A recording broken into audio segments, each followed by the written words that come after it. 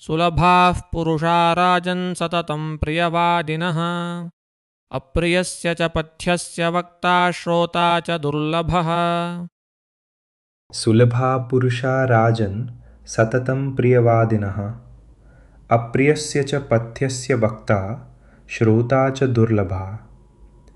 Easy to find, O king, are men who always speak pleasing words. But the one who speaks what is unpleasant yet truly good for you, and the one willing to hear it, such a person is rare. Let us sit with this verse word by word and let it open. Sulabhaah, easily obtained. It comes from the root labh, to get, to acquire. Purushaa, men, people. And notice this word is plural. Raajan, O king. Vidura is speaking directly to a king, and that detail matters, as we will see. Satatam, always, constantly. Priyavaadinah, speakers of the pleasant. Priya, from the root pri, to please, to delight. Vadin, from the root vad, to speak. So the first line says, O king, people who constantly speak sweet, pleasing words, they are everywhere. The supply never runs out. Now the second line. Apriyasya, of the unpleasant. Pathyasya, of the beneficial. And this word pathya is the hidden jewel of the whole verse. It comes from the word for path. Pathya literally means that which keeps you on the path. In Ayurveda, pathya is the technical word for the diet a physician prescribes to a patient, often bitter, always healing. So Vidura is quietly speaking as a doctor. Truthful counsel is not conversation, it is prescription. Vaktaa, the speaker. Shrotaa, the listener, the hearer. Cha, and. Durlabhah, hard to obtain, rare. The exact mirror of Sulabhaah. Flatterers are plural and plentiful. The honest speaker is singular, and the honest listener singular and just as rare. Now, where does this verse come from? Picture the scene. It is night in Hastinapur on the eve of the great war. The blind King Dhritarashtra cannot sleep. Sanjaya has returned from the Pandava camp with a message, and the old king's conscience is burning. So he summons Vidura, his half-brother, the wisest man in the kingdom, and he says, in effect, "Speak words that will give me peace." And Vidura's answer is extraordinary. He begins with this verse. He is telling the king, "You ask me for comfort. Comfort is cheap. Your court is full of men who will sell it to you all day long. I will give you something rarer. I will speak apriya but pathya, unwelcome and wholesome." And then, through the whole night, Vidura tells the king the truth, that his beloved son Duryodhana is leading the family to destruction and must be restrained to save the dynasty. And here is the tragedy that frames the verse. Dhritarashtra listens to everything. He praises Vidura's wisdom, and he follows none of it. He proves the second half of the verse in real time. The rare listener, the shrotaa, never arrived. The war came, and 100 sons died.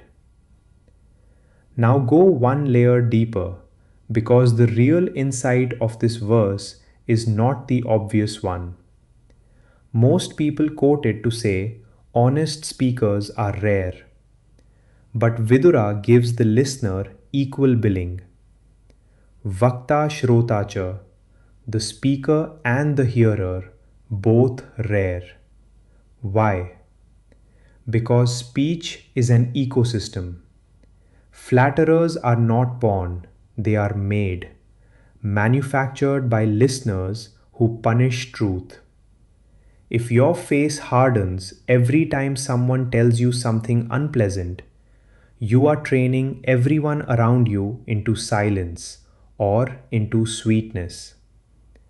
Every king gets exactly the counselors his own ears have selected for. The cage of flattery is one we build ourselves, bar by bar, frown by frown. And notice that word raajan, O king. The more power you hold, the more this verse is about you. Power raises the cost of telling you the truth and lowers everyone's incentive to pay that cost. The throne makes you deaf precisely when you most need to hear. This wisdom echoes across the whole world. The Greeks had a word for fearless, beneficial truth telling, parrhesia. Plato said the flatterer is to the philosopher what the pastry chef is to the physician. One pleases, one heals. The same medical metaphor as pathya, an ocean apart. The Bible says, faithful are the wounds of a friend, but the kisses of an enemy are deceitful. The poet Kabir sang, Nindak nyare rakhiye, keep your critic close, build him a hut in your own courtyard, for he cleanses you without soap or water. In China, Emperor Taizong kept a famously blunt minister and called him his mirror. With bronze you straighten your robes, he said, but with an honest man you see your faults. And when that minister died, the emperor wept that he had lost his mirror. He was the opposite of Dhritarashtra, the rare listener who actually existed, and his reign is remembered as a golden age. Modern psychology has rediscovered all of this. Confirmation bias. We seek out voices that agree with us. The mum effect. People everywhere avoid carrying bad news upward. And research on teams shows that groups where people can safely say unpleasant truths simply perform better and make fewer fatal mistakes. Even artificial intelligence now suffers from this. Systems learn to tell people what they want to hear, because approval is what gets rewarded.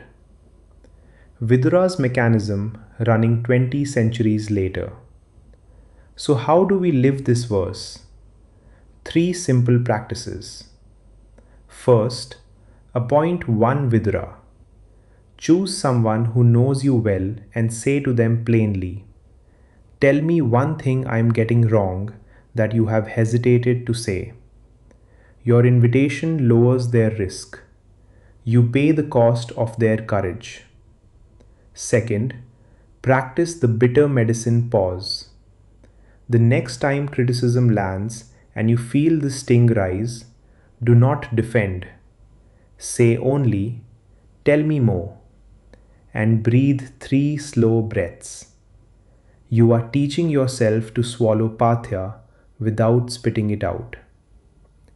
Third, reward the wound. Within a day, thank that person, specifically for the unpleasant part, not the polite padding. Because what gets rewarded gets repeated. Frown at truth and you breed flatterers. Thank the wound and you breed truth tellers. And carry one small habit with you. Whenever you hear praise, ask silently, is this sweet and wholesome or just sweet? Whenever you hear criticism, ask, is this bitter and useless or bitter and medicinal?